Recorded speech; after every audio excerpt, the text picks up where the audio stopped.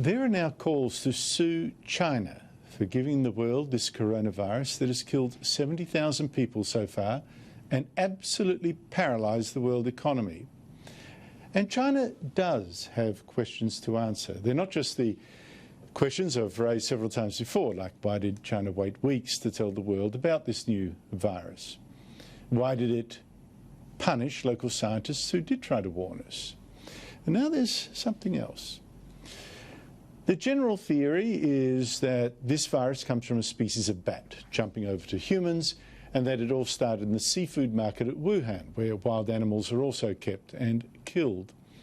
But that theory is now looking very shaky.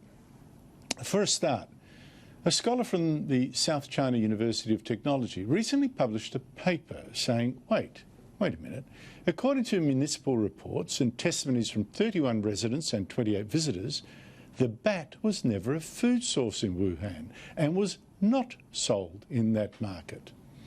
In fact, the Lancet study confirmed that the first person to get sick had no connection with the market at all, although many, of course, later did. Now, this scholar, who used to be a postdoctoral research fellow at Harvard Medical School, no fool, said maybe the virus came accidentally from researchers in Wuhan who'd been working on bat viruses. He said one such researcher at a nearby laboratory, just 300 metres from the market, reported that he'd been splashed with bat blood and urine while researching coronaviruses, although not necessarily this COVID-19, we don't know. And he was quarantined for 14 days.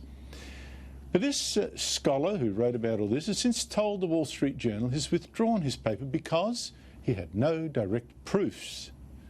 But you can imagine what pressure China might have put him under to shut up. And there's more. That bat researcher who got splashed is virologist Qian Zhanghua, who works at the Wuhan Center for Disease Control near the market and has collected bats for virus research. Now, a promotional video on him suggests that it sometimes involved poor protection. But there is also another virus laboratory a bit further away from the market, which also worked on bat viruses.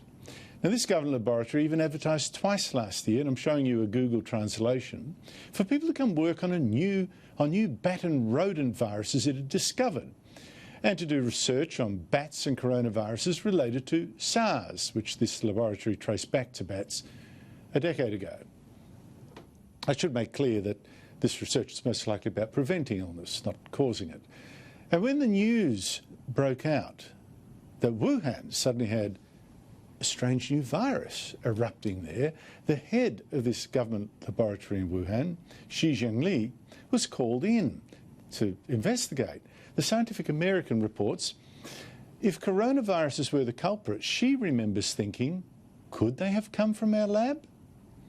Well, later she posted on WeChat, I swear with my life, the virus has nothing to do with the lab.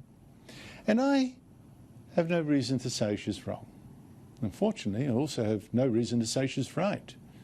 I don't know. And China is not the kind of country that would welcome a confession that one of its own laboratories was to blame for all this death and destruction.